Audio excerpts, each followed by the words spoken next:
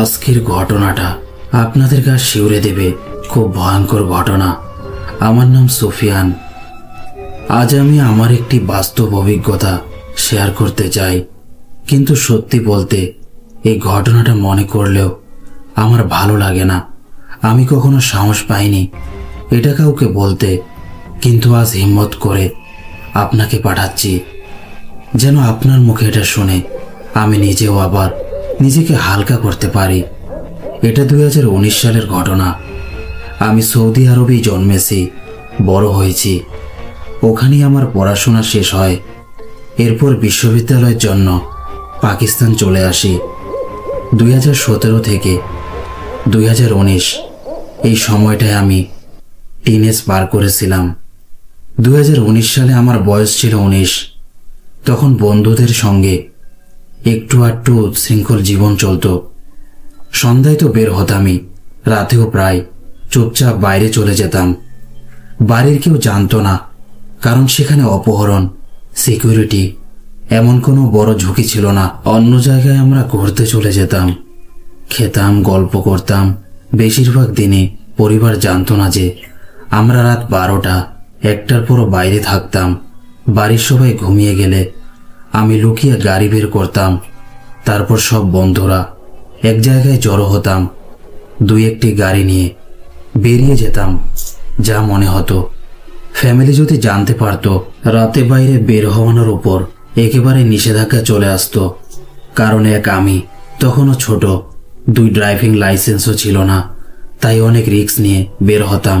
আমি এক জায়গা থেকে আরেক জায়গা প্রায় 15 থেকে 20 কিলোমিটার দূরত্বে যেতাম। এটা যদি কেউ জানতে পারতো, আমার সব স্বাধীনতা শেষ। 2019 সালে আমার এক বন্ধুর বাবা একটা প্রজেক্টে কাজ করছিলেন। জায়গাটা এখন আর ঠিক মনে নেই। আমরা যখন গিয়েছিলাম রাত ছিল, অন্ধকারে, সাইনবোর্ড কিছুই দেখিনি। জায়গাটা শহর থেকে একটু বাইরে, সাহারা টাইপের শুষ্ক এলাকা। মক্কার দিকে রুট ধরে গেলে যে দিকটা পড়ে সেদিকেই নাকি তাদের সাইড ছিল। আমার বন্ধু সকাল থেকে সন্ধ্যা পর্যন্ত তার বাবার সঙ্গে ওই প্রজেক্টের অফিসে যেত। সেদিন সে তার মোবাইলটা সেখানে ভুলে রেখে আসে। তাই আমরা প্ল্যান করলাম রাত 3টায় সবাই মিলে সেখানে গিয়ে তার ফোন সহ যা কিছু পড়ে আছে সব নিয়ে আসব। ঠিক ওইভাবেই আমরা সবাই গাড়ি নিয়ে বের হলাম। তাদের প্রজেক্ট সাইটে পৌঁছে দেখি কয়েকটা কন্টেইনার বানানো, যেগুলোকে অস্থায়ী অফিস বা রুম হিসেবে ব্যবহার করা হয়। আমরা যে জায়গায় পৌঁছে আমাদের বন্ধু তার সব জিনিসপত্র তুলে নিল। যখন আমরা সেই রাস্তা দিয়ে ফিরছিলাম, তখন সে আমাদের বলল, ওখানে একটি জায়গা আছে যা হাসপাতালের মতো হলেও এটি একটি কম্পাউন্ডের ভিতরে তৈরি। সেখানে সাধারণ মানুষের যাওয়ার অনুমতি নেই। এটা একটি বাউন্ডারি ওয়ালের ভিতরে, কিন্তু সেই বাউন্ডারি ওয়ালের গেট খোলা ছিল। আমাদের সবাই প্রায় একই বয়সী। মজা ঠাট্টা করে আমরা বললাম, চল এখান গিয়ে ঘুরে আসি। তখন সে বলল, না বন্ধুরা, এটা করা ঠিক হবে না। রাতের সময় এখানে থাকা কোনো মানুষও আসতে চাইবে না। সৌদি আরবে এমন জায়গার ব্যাপারে অনেকেই বিশ্বাসী নয়।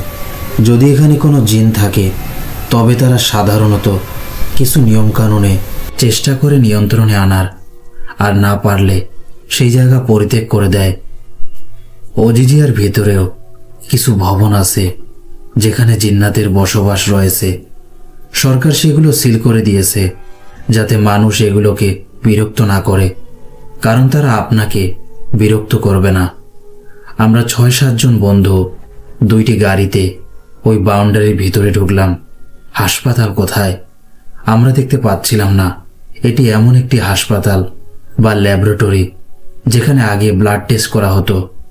যখন আমরা বাউন্ডারি ওয়ালের ভিতরে প্রবেশ করলাম, তখন সিগন্যাল আগে থেকেই খুব কম ছিল, এখন একেবারেই চলে গেছে। আমরা লাইট অন করে ঘুরছি। আমাদের চোখে শুধু মরুভূমি আর পার্শ্বে গাছপালা দেখা যাচ্ছে। রাস্তা একমুখী, ফেরার কোনো উপায় নেই। গাড়ি পুরো ঘোরানো সম্ভব নয়। আমরা বাউন্ডারি ওয়াল থেকে প্রায় 34 কিলোমিটার ভিতরে চলে গিয়েছি। তখন আমরা বললাম, এবার রিভার্সকে নেব। চারদিকে বাউন্ডারি ওয়াল। শেষমেশ সিদ্ধান্ত হলো চলো রাউন্ড লাগিয়ে ফিরে যাই। যেভাবে আমরা এগোচ্ছিলাম, আমাকে বললেও ভয় লাগছিল। চারপাশে সম্পূর্ণ অন্ধকার, নিস্তব্ধতা। আমার গাড়ি আমার হাতে, আমি নিজে ড্রাইভ করছি। সব কিছুই বন্ধুদের পরিকল্পনা। আমার কোনো উদ্দেশ্য ছিল না এমন জায়গায় যাওয়ার বা এমন কিছু দেখার, কারণ আমার পরিবার এ ব্যাপারে কঠোর। যত বেশি আমরা এগোচ্ছিলাম, ততই অনুভব হচ্ছিল এখানে সত্যিই কিছু আছে। কারণ আমরা আগে এসব বিষয়ে শুনেছি।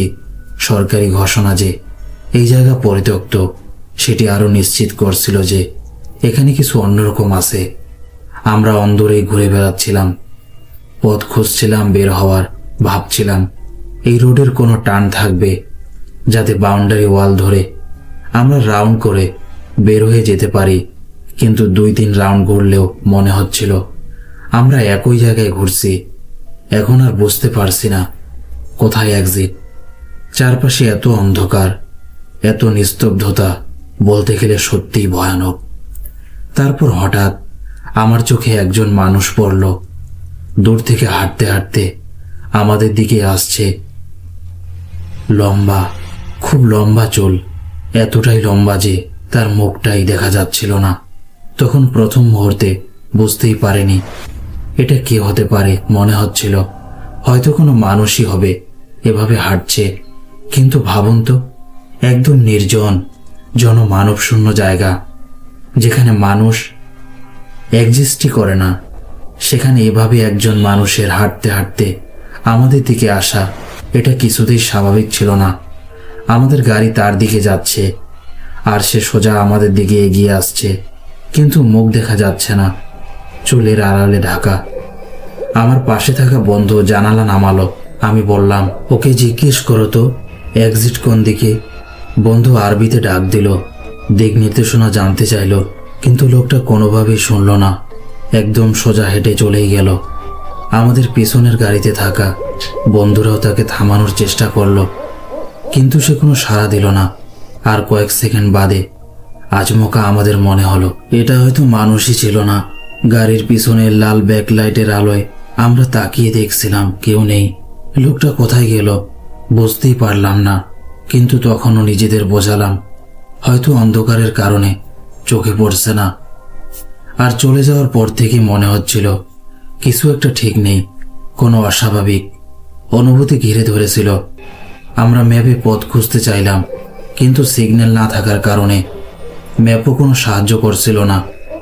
ঘোরাফেরা করতে করতে অবশেষে আমরা সেই হাসপাতাল বা ল্যাবরেটরি ধরনের জায়গায় পৌঁছে গেলাম যেখানে যেতে চেয়েছিলাম। সবাই গাড়ি থেকে নেমে বলল, ওয়াও, পেয়ে গেছি। জায়গাটা তো ছোটই, কিন্তু দেখলে পুরনো লাগে। প্রায় 600 গজের মতো জায়গা জুড়ে একটা ছোট্ট হাসপাতাল। গ্রাউন্ড ফ্লোর আর উপরের ফ্লোরের জানালাগুলো একেবারে পুরনো আমলের, যেন 90-এর দশকে বানানো। আমি ভয় পাচ্ছিলাম, বললাম চলো যাই এখন, অনেক রাত হয়েছে। কিন্তু কেউ শুনল না। সবাই বলল, যেহেতু এসেছি একবার দেখে তো যাই। মেইন গেট ছোট ছিল, কিন্তু সরকারি শক্ত তালা লাগানো। মরুভূমিতে সব সময় ভাঙচুর হয়, তাই জানালাগুলো বেশ নড়বড়ে ছিল। তালা চাবি সরালেই ভিতর দেখা যায়। বন্ধুরা বলল, চলো জানালা দিয়ে দেখি ভিতরে কি আছে। এক বন্ধু জানালা খুলল। টর্চ ফেলতেই ভিতর থেকে খুব বাজে গন্ধ বের হলো। সব জায়গা ধুলো, মরিচা, ড্রিপস, স্টিলের স্ট্যান্ড সব পড়ে আছে। টেবিলের উপর পুরনো ইঞ্জেকশন পর্যন্ত রয়েছে। বন্ধুরা বলল, একটু সাহস করলে ভেতরে যাওয়া যায়। 2টি জানালা এমন ছিল, পা রেখে উঠে গেলে ভেতরে লাফিয়ে ঢোকা যায়। আমার এক বন্ধু খুবই দুঃসাহসী, সে প্রথমে ঢুকলো, তারপর বাকিরাও ঢুকে গেল। শেষে আমি একা বাইরে রইলাম। ভয় পেতে পেতেই আমিও ঢুকে গেলাম। ভিতরে ঢোকার পর সবকিছু চোখে পড়তে লাগলো, আর আমরা বোকামির মতো ভিতরের জিনিসপত্র নাড়াচাড়া করতে শুরু করলাম। আমরা ভিতরের জিনিসপত্র ঘেঁটে দেখতে শুরু করলাম। সেখানে এমন ফাইলের রেকর্ডও ছিল যা 1978 সালের। আমি সব ঠিকঠাক মনে করতে পারছি না, কারণ তখন ভয় ও শঙ্কার পরিবেশ ছিল। তবে এটা জানা গেছে যে 2000 সালের আগে এই জায়গাটি বন্ধ হয়ে গেছে। ভেতরে ফাইল, রিপোর্ট, ব্লাড ব্যাগ সবকিছু ছিল। যে কোনো জায়গায় রক্তের দাগ, পড়ে থাকা দ্রব্য, ড্রিপ স্ট্যান্ডে যে ড্রিপগুলো ছিল তাতেও রক্ত ছিল।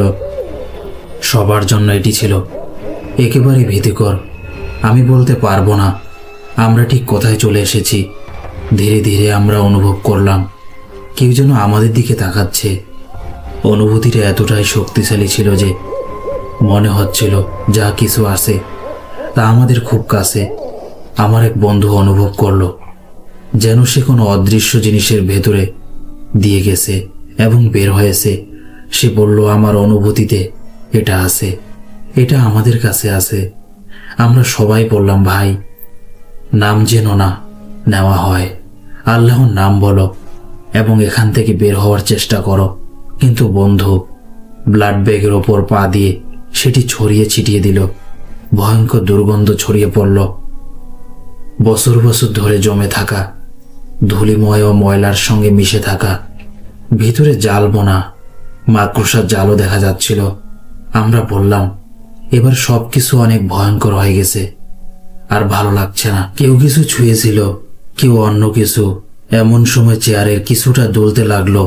পুরনো চেয়ারের উপর যেন কেউ বসে আছে বা চেয়ারের কম্পন অনুভব হচ্ছে। আমরা বাইরে বের হওয়ার চেষ্টা করছিলাম, কিন্তু অনুভব হচ্ছিল কেউ আমাদের পেছনে আছে। যখন ঘুরে দেখতাম কেউ নেই, আমরা আরেকটু ভয়ে ভয়ে সবকিছু করছিলাম। ভেতরে ওয়াল ক্লকও ছিল। টর্চের আলোতে আমরা ঠিক জায়গা দেখার চেষ্টা করছিলাম। হঠাৎ এক ক্লক নিচে পড়ে গেল, এর কাচও সবকিছু ভেঙে গেল। দৃশ্যটা এত ভীতিকর ছিল যে আমরা একেবারে আতঙ্কিত হয়ে গেলাম। আমরা সবাই একমত হলাম, এখানে কোনো না কোনো প্রেজেন্স আছে। এখন এখান থেকে বের হওয়া ছাড়া উপায় নেই। দৌড়ে দৌড়ে আমরা বাইরে বের হওয়ার চেষ্টা করলাম। বের হওয়ার পরও আমাদের মনোবস্থা পুরোপুরি ভেঙে গিয়েছিল। একসাথে বসে থেকেও কোনো আনন্দ আসছিল না। যেমন স্বাভাবিকভাবে বন্ধুদের সঙ্গে হাসি খুশি সময় কাটাতাম, আমাদের ভেতরের অনুভূতি একেবারে অদ্ভুত হয়ে গিয়েছিল। আমার পাশে থাকা বন্ধু বলল, ভাই পথ দেখাও। সে বলল, আমার অনুভূতি ভালো নেই, এখন যেভাবে খুশি চলো, নিচে দেখো। আমি বললাম, ভাই এক্সিটের পথ দেখাও যেন আমরা বের হতে পারি। গাড়ি চালাতে চালাতে আমরা এমন এক জায়গায় পৌঁছালাম, সেখানে একজন লোক দাঁড়িয়ে আমাদের পথ দেখালো। এই পথ ধরলেই হাইওয়েতে চলে যাবে। সেই পথ খুবই ঝুঁকিপূর্ণ ছিল। আল্লাহর নাম ধরে আমরা সেখান দিয়ে বের হলাম। শেষে ঘরে পৌঁছালাম। সবাই নিজের বাড়িতে চলে গেল, কিন্তু ঘটনা এখানেই শেষ হয়নি। আমার বন্ধু জাইন যখন নিজের ঘরে গিয়ে বিছানায় শুতে গেল, হঠাৎ তাকে লাথি মারা হলো, যেন কেউ চেপে ধরছে। আবার হঠাৎ কেউ তাকে জোরে চড় মেরে দিল। সে লাফ দিয়ে উঠে তাকালো, কেউ নেই। কিছুই বোঝার ছিল না। আবার শুয়ে পড়ল। পরের দিন ভোরে তাকে ওয়াশরুমের ভেতর অচেতন অবস্থায় পাওয়া যায়। পরে সে নিজেই জানালো, ওরা তাকে সেখানে গিয়ে আবার চড় মেরেছে। তার গালে বড় বড় আঙ্গুলের দাগ ছিল, পুরো স্পষ্ট, যেন কেউ সত্যিই থাপ্পড় মেরেছে। দরজায় নক করা না হলে তার চেতনা ফিরতই না। বাড়ির লোক জানতে চাইলে সে মিথ্যে বলেছিল। বন্ধু মজা করেছে, কারণ সে সত্যি বলতে ভয় পাচ্ছিল। আমাদের আরেক বন্ধু হামজা বাড়ি গিয়ে শুনতে পেল কেউ তার নাম ধরে ডাকছে, হামজা। শব্দটা তার পরিবারের কারো ছিল না। ওরও মনে হচ্ছিল ঘরে কেউ আছে, অদৃশ্য কোনোর উপস্থিতি। বিষয়টা লক্ষ্য করলাম যে যেগুলো বেশি ছুঁয়েছিল, বেশি দাপট দেখাচ্ছিল, তাদের সাথে এরকম ঘটনা ঘটেছে। আমাদের সাথে থাকা এক ইন্ডিয়ান ছেলে ছিল, তার সাথে সবচেয়ে বেশি অদ্ভুত ঘটনা ঘটছিল। তারপর ঘটনা আমার সাথে। আমি বাড়ি গিয়ে বিছানায় শুইলাম। আমার ছোট ভাই আমার পাশে ঘুমাতো। হঠাৎ জানালার দিকে নক করার শব্দ। আমি দ্বিতীয় তলায় থাকতাম। বিছানার ঠিক পেছনেই জানালা। মাথা তুলে তাকালাম, কেউ নেই। আবার শুনলাম। হঠাৎ অনুভব করলাম আমার পায়ের কাছে কেউ যেন দাঁড়িয়ে। শরীর জমে গেল। পা কম্বলের ভেতরে ঢুকিয়ে দোয়া পড়তে লাগলাম। ভয়টা এত তীব্র ছিল, মানে বোঝা যাবে না। ঠিক তখনই আমার ভাই জোরে কেঁদে উঠল। হঠাৎ বিছানা থেকে লাফ দিয়ে দৌড় দিতে লাগলো। আম্মা, আব্বা বলে চিৎকার করতে লাগলো, কিন্তু তাদের রুমে না গিয়ে সরাসরি মেইন গেট খুলে বাইরে বেরিয়ে যাওয়ার চেষ্টা। আমি পেছন থেকে ডাকছি, নোমান থামো, বাইরে যেও না। সে দরজার সামনে দাঁড়িয়ে কাঁদতে কাঁদতে বলছে, ভাই আমাকে ছেড়ে দাও, আমাকে যেতে দাও, খুব ভয় লাগছে। আমি তাকে ধরে জিজ্ঞেস করলাম, কি দেখেছ? সে কাপা গলায় বলল, আমি স্বপ্নে দেখেছি কেউ আমার সামনে দাঁড়িয়েছিল। তার স্বপ্নে যে জিনিসটা দেখা যাচ্ছিল, তার লম্বা লম্বা হাত, অস্বাভাবিক দীর্ঘ পা আর জ্বলজ্বলে চোখ লাল। আমি তোমাকে ছাড়ব না, সে বলছিল। ভয় পেয়ে সে নিজের ছোট ভাইকে জড়িয়ে ধরে রাখে। সেই সময় ঘরে বেশ শব্দ হতেই আমার মা বাবাও ঘুম ভেঙে উঠে আসে। কি হচ্ছে? ফজরের আজান শুরু হয়ে গিয়েছিল। আল্লাহর রহমতে এখান থেকে সমস্ত ঘটনাগুলো থেমে যায়। হামজার উপরে আক্রমণ। প্রথম দিন হামজার সঙ্গে কিছু হয়নি, কিন্তু দ্বিতীয় রাতে সে ঘুমাতে গেলে অনুভব করল কেউ তার পা ছুঁয়ে যাচ্ছে, ঠিক যেমন আমার হয়েছিল। রাত 3টায় কেউ যেন তার 2 পা ধরে হঠাৎ তাকে বিছানা থেকে টেনে ফেলে দিল। এরপর একই অদৃশ্য শক্তি পা ধরে টেনে তাকে তার বাবা মায়ের রুমের দরজার কাছে ছুঁড়ে ফেলে দেয়। সে গিয়ে জোরে ধাক্কা খেয়ে মেঝেতে পড়ে। তার মা ঘুম ভেঙে দৌড়ে আসে। হামজা কাঁপতে কাঁপতে বলে, আম্মা, কেউ আমাকে টেনে এনে এখানে ফেলে দিয়েছে। তার ওজন প্রায় 80 কেজি। এত ভারী একজন মানুষকে এমনভাবে ছুঁড়ে ফেলা স্বাভাবিক নয়। দরজায় তার শরীর ঘষা লেগে দাগ পড়েছিল। তার মা অবাক হয়ে জিজ্ঞেস করেন, তোমার সাথেই কেন এসব হচ্ছে? তুমি কি করেছো? হামজা বলল, আমি কিছুই করিনি। জয়নের অবস্থা আরো খারাপ। আমাদের বন্ধু জয়ন, যে বাথরুমে অজ্ঞান হয়েছিল এবং থাপ্পড় খেয়েছিল, সে দিন দিন আরো অদ্ভুত আচরণ করতে থাকলো। বাড়ির লোক প্রথমে বুঝতে পারেনি। একদিন দেখা গেল সে নিজের ঘরে বসে কাঁচা মাংস খাচ্ছে। জিজ্ঞেস করা হলে সে শান্ত স্বরে বলে, আমি এটাই খাই। বাড়ির সবাই হতবাক। তারা বুঝতেই পারছিল না বিষয়টা কিভাবে এত দূর গেল। স্বপ্নে সাপ দেখা, ভাইয়ের সমস্যা, আমার ছোট ভাইয়ের ওপরও খুব প্রভাব পড়ছিল। একদিন রাতে ঘুম ভেঙে এসে সে বলল, আমি স্বপ্নে দেখেছি একটা সাপ আমাকে কামড়েছে। মা খুব উদ্বিগ্ন হয়ে পড়লেন। এইসব স্বপ্ন আর ঘটনাকে কেউ ভালো লক্ষণ হিসেবে দেখছিল না। তবুও ব্যাপারগুলো খুব গুরুত্ব দিয়ে নেওয়া হয়নি তখন।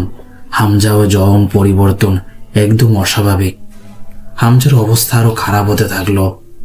সে শুধু বাথরুমে গিয়ে ঘুমাতে চাইতো।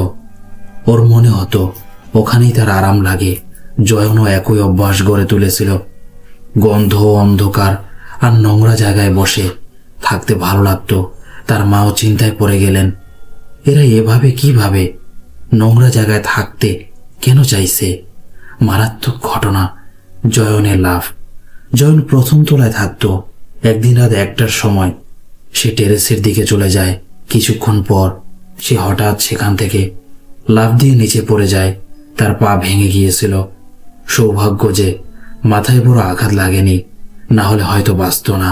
জয়নের পা পুরোপুরি ভেঙে গিয়েছিল। এতে বাড়ির সবাই চিন্তিত হয়ে পড়ে যায়। এটা সাধারণ পড়ে যাওয়া নয়, ঘটনাটা খুব ভয়ঙ্কর ছিল। জয়নকে হাসপাতালে ভর্তি করা হলো। ডাক্তাররা বললেন তার রক্তের পরিমাণ দ্রুত কমছে, রক্তকণিকা অস্বাভাবিকভাবে কমে যাচ্ছে। এমন অবস্থায় তাকে রক্ত দিতে হবে।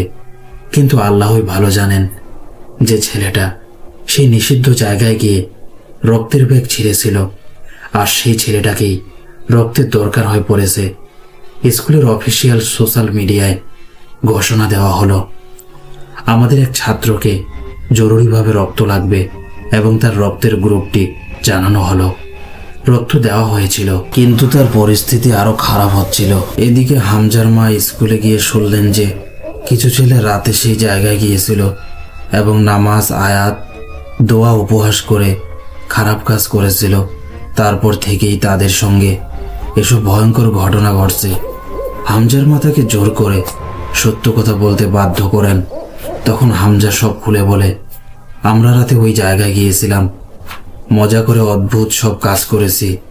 তারপর থেকেই আমাদের সঙ্গে সব কিছু শুরু হয়েছে। হামজার মা খুব ভয় পেয়ে যান। তিনি আমার মাকে ফোন করে সব জানালেন। আমিও তখন মানসিকভাবে বিপর্যস্ত ছিলাম। তার মধ্যে বাবা বাড়ি ফিরে আমাকে খুব বকা দিলেন। রাতের বেলা গাড়ি নিয়ে তুমি ওই এলাকায় কি করতে গিয়েছিলে? তুমি কোন বয়সে পৌঁছে গেছো যে এসব করতে বের হও? বেশ কয়েকটা চর থাপ্পড়ের পর আমি আরো টেনশনে ডুবে গেলাম। একই সব হচ্ছে আমাদের সঙ্গে। আমাদের বাড়িতে আমার ভাইয়ের অবস্থা খারাপ হচ্ছিল, আর ওদিকে হামজার মার ওপর ভয়ঙ্কর প্রভাব শুরু হলো। হামজার মায়ের ওপর ভয়াবহ প্রভাব। আজানের ধ্বনি উঠলেই হামজার মা যন্ত্রণায় তরপাতে থাকতেন। তিনি হাতের কাছে যা পেতেন আঘাত করার মতো জোরে ছুঁড়ে মারতেন। ওই এলাকায় কোনো ইমাম বা মাওলানা কাছাকাছি পাওয়া যেত না। তবুও চেষ্টা করে একজন ইমাম সাহেবকে আনা হলো। তিনি হামজাকে দেখে বললেন, হামজার ওপর কিছু নেই, কিন্তু তার মায়ের ওপর আছে। পরামর্শ দেওয়া হলো বাড়িতে নিয়মিত কোরআন তেলাওয়াত চালাতে হবে। তেলাওয়াত শুরু হতেই হামজার মা উঠে গিয়ে কোরআন বন্ধ করতে ছুটে আসলেন। না, কোরআন পড়া চলবে না। ইমাম সাহেব বসলেন। এটা সাধারণ প্রতিক্রিয়া নয়। তিনি বললেন, আমি তার সামনে বসে নিজেই তেলাওয়াত করব, দেখব কি হয়। ইমাম সাহেব পড়া শুরু করতেই হামজার মা হঠাৎ ঝাঁপিয়ে পড়লেন। তিনি ইমাম সাহেবের গলা চেপে ধরার চেষ্টা করলেন। তার আঙ্গুলের দাগ ইমাম সাহেবের গলায় স্পষ্ট হয়ে গিয়েছিল। তিনি যেন একটাই চেষ্টা করছিলেন, আমি যেভাবেই হোক এটাকে মেরে ফেলব। কিন্তু আল্লাহর রহমতে হামজা, তার ভাই এবং তার বাবা মিলে তাকে ধরে ফেলেন। ইমাম সাহেব সেখান থেকে চলে যান, কারণ পরিস্থিতি ভয়ঙ্কর হয়ে উঠেছিল। এরপর অন্য এক ইমাম সাহেবকে আনা হলো। আমরা তখন সব বন্ধু থেকে আলাদা হয়ে গিয়েছিলাম। যে যার পরিবার নিয়ে ভয়, উদ্বেগ, আতঙ্কে ডুবেছিল। আমরা জানতাম না যে বাকিদের সঙ্গে কি ঘটছে। যাদের সঙ্গে সবচেয়ে বেশি ঘটছিল তারা আমরা ছিলাম। দুইজনের সঙ্গে ঘটনাগুলো সবচেয়ে ভয়ঙ্কর। পরবর্তীতে আমাকে এবং আমার ছোট ভাইকে দেখানো হলো এবং আমাদের তাবিজ দেওয়া হলো। এই তাবিজগুলো আমাদের পড়তে হবে, কারণ সেই অশুভ প্রভাব আমাদের থেকে হটেনি, বরং আমাদের পেছন পেছন আমাদের বাড়িতে পর্যন্ত চলে এসেছে। একজন পাকিস্তানি ইমাম সাহেব, যাকে পেতে আমাদের অনেক কষ্ট হয়েছে, তিনি সেই তাবিজ তৈরি করে দিয়েছেন। আমরা যখন তাবিজ ব্যবহার করতে শুরু করি তখন তার প্রভাব কিছুটা কমতে শুরু করে। আমার বাবা সবার জন্য তাবিজ বানিয়েছিলেন যাতে এই ঘটনার বিরতি আসে, কিন্তু ঘটনা পুরোপুরিভাবে থামে যায়নি। আমাদের সঙ্গে থাকা ঘটনা শেষ হয়ে গেল। হামজার মায়ের ওপর যে জিন আসছিল তা এখনো সক্রিয়। গত 2 বছরে আমি তার মার বিষয়ে বেশি কিছু জানিনি, তবে ওনার সঙ্গে ঘটানো বিষয়গুলো খুবই ভয়ঙ্কর ছিল। রাতের বেলা হামজাকে মারতে গিয়ে হামজার মা হঠাৎ জেগে উঠতেন। সকালে যখন তাকে জিজ্ঞেস করা হতো তখন তিনি বলতেন, আমার কিছুই মনে নেই, তবে অনুভব করি কেউ আমার সামনে আছে আর তাকে শুধু চামচ ভালো লাগে। অন্যদিকে জয়নের ঘটনাগুলো আরো ভয়ঙ্কর হয়ে উঠেছিল। তার রক্তকণিকা ঠিকভাবে বাড়ছিল না এবং সে বাঁচতে পারছিল না। রক্ত দেওয়া হচ্ছিল, কিন্তু ডাক্তারদের বলায় যতই দেওয়া হোক কিছুক্ষণ পরই রক্তকণিকা আবার কমতে শুরু করত। কেন এমন হচ্ছে তা আমরা বুঝতে পারছিলাম না। পরবর্তীতে তার বাবা মা জয়নকে পাকিস্তান নিয়ে গেলেন। হয়তো সেখানে চিকিৎসা ভালো হয়, কিন্তু তার অবস্থা আরো খারাপ হয়ে গিয়েছিল এবং কোভিডের আগেই আল্লাহ তাকে নেবেন। সবশেষে বিষয়গুলো পুরোপুরি বিশৃঙ্খল হয়ে গিয়েছিল। আল্লাহর রহমতে আমরা সেই ঘটনায় বেঁচে গিয়েছি, কিন্তু আমরা একজন বন্ধু হারিয়েছি। আজও হামজার মা সেই অশুভ প্রভাবের সঙ্গে লড়ছেন। ফলস্বরূপ হামজাও খুবই বিপর্যস্ত। ইমাম সাহেব বলেছেন, হামজা এবং তার মাকে আলাদা শহর বা দেশে রাখা উচিত। আমাদের বন্ধু হামজা পড়াশোনার জন্য তুরস্ক চলে গেছে। এবং এখনও সেখানে আছে। হামজার মার ওপরও সেই প্রভাব সেখানে সক্রিয় থাকে।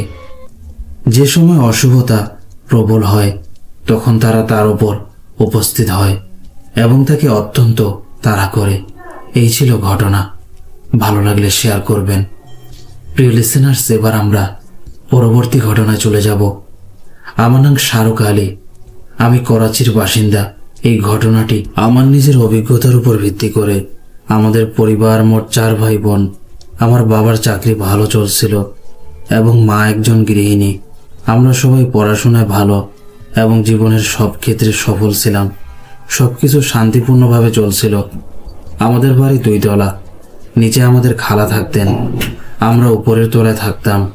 কখনো কখনো খালা এবং মার মধ্যে ঝগড়া হতো, যা অনেক ভয়ঙ্কর হতো।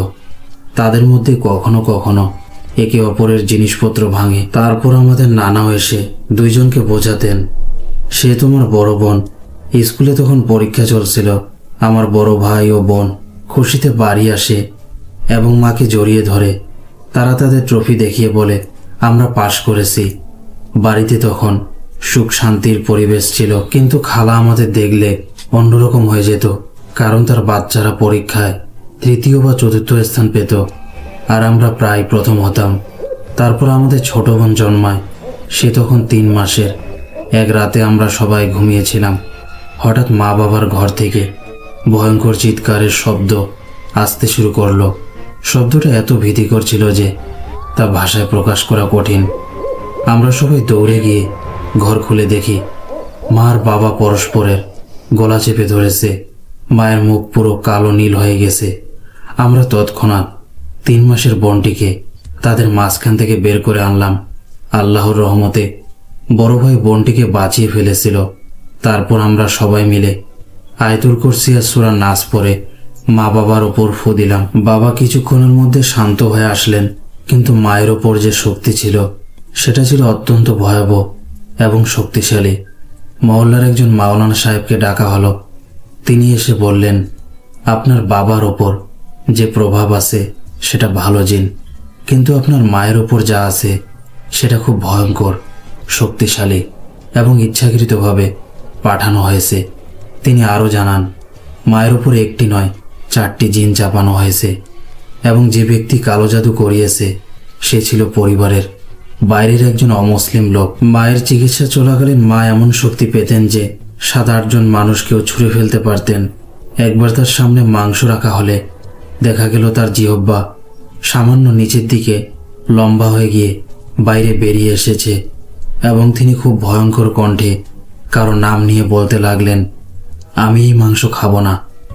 ঘরের ভেতর তখন অদ্ভুত এক পচা গন্ধ ছড়িয়ে পড়েছিল। মাওলানা সাহেব বললেন, আপনার বাবা মাকে আলাদা রাখুন। এরা যদি মুখোমুখি হয় তাহলে 2 জনেই একে অপরকে মেরে ফেলতে পারে।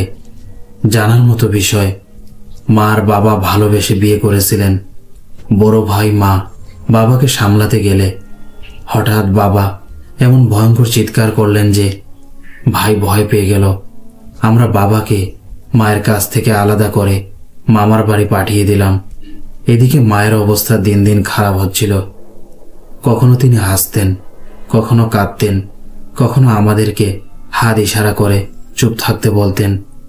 যখনই আমরা কোরআন তিলাওয়াত করতাম মায়ের ভেতরে সেই জিনিস বলে উঠত, তোমরা আমার কিছুই করতে পারবে না, আমি তোমাদের মাকে মেরে ফেলবো, তোমাদেরও। নানা এসে বললেন, এবারই ছেড়ে দাও, দুঃখের ব্যাপার। আমাদের কোনো আত্মীয় স্বজন তখন পাশে দাঁড়ায়নি। অবশেষে আমাদের এক কামরার ভাড়া বাসায় চলে যেতে হলো। সেই সময় আমাদের অবস্থা খুব খারাপ ছিল। না ক্ষুধা লাগতো না তৃষ্ণা, শুধু আল্লাহর কাছে দোয়া করতাম সব যেন ঠিক হয়ে যায়। মাকে আমরা ইমামবারগাতে বেঁধে রেখেছিলাম, তিনি সেখানেই থাকতেন। সময়ের সঙ্গে সঙ্গে আল্লাহর সাহায্যে বাবার অবস্থা কিছুটা ভালো হলো। পরে মাও বাসায় ফিরে এলেন। এরপর যিনি মায়ের চিকিৎসায় সাহায্য করেছিলেন তিনি বললেন, নামাজ পড়া চালিয়ে যাও এবং এত দূরে চলে যাও যে তোমাদের আত্মীয়রা তোমাদের আর খুঁজে না পায়। আমরা তারপর নর্থ করাচিতে চলে আসি। সময় কেটে যায়, কিন্তু মা তার ভাই বোনদের খুব মনে করতে লাগেন। তাই মাঝে মাঝে তিনি তাদের কাছে দেখা করতে যেতেন, কিন্তু আগের মতো সবকিছু আর আগের মতো ছিল না। ধীরে ধীরে সবাই একে অপর থেকে আলাদা হয়ে যায়। আমাদের বাবা, যিনি আগে খুব সক্রিয় ও সুস্থ ছিলেন, সময় পার হওয়ার সঙ্গে সঙ্গে তাদের স্বাস্থ্য খারাপ হতে শুরু করে। যখন এমন জিনিস শরীর থেকে বের হয়, তার প্রভাব রয়ে যায়। আপনারাও জানেন, বাবার সমস্যার প্রভাব পড়ল। বাম হাত ব্যবহার করতে পারতেন না, সেই সঙ্গে তার বাইকও চালাতে পারতেন না। স্বাস্থ্য আরও খারাপ হতে থাকে। শেষ পর্যন্ত 20 নভেম্বর 2014-তে আমাদের বাবা পৃথিবী ত্যাগ করেন। মা তখন গভীর বিষণ্ণতায় চলে যান। আমরা মা এবং নিজেদের সামলাই আল্লাহর রহমতে। এখন আমাদের জীবন শান্ত, আত্মীয়দের সঙ্গে যোগাযোগও খুব বেশি হয় না। এই ছিল ঘটনা। ঘটনাটা যদি ভালো লেগে থাকে অবশ্যই আপনার চ্যানেলে আপলোড করবেন। অনেক ধন্যবাদ আপনাকে এত সুন্দর ঘটনা আমাদের সঙ্গে শেয়ার করার জন্য। আপনার বাবাকে যেন আল্লাহ তাআলা তার উপর কৃপা বর্ষণ করেন এবং তার মর্যাদা উঁচু করুন এবং জান্নাতুল ফেরদৌসে উচ্চ স্থান দিন, আমিন। প্রিয় লিসেনার্স, আশা করি আজকের ঘটনাগুলো আপনাদের ভালো লেগেছে। ঘটনা ভালো লেগে থাকলে ভিডিওটি লাইক করতে ভুলবেন না এবং যদি আপনি আমার চ্যানেলে নতুন হন, চ্যানেলটি সাবস্ক্রাইব করুন। বেল আইকন প্রেস করে সব নোটিফিকেশন অন করে রাখুন, যাতে আমার নতুন ঘটনাগুলির আপডেট আপনাদের কাছে পৌঁছায়। প্রিয় লিসেনার্স, আমি আশা করি ঘটনাগুলো আপনারা শেয়ার করবেন আপনাদের বন্ধু বান্ধব প্রতিবেশী সবার কাছে। নিজের খেয়াল রাখুন। আল্লাহ হাফেজ।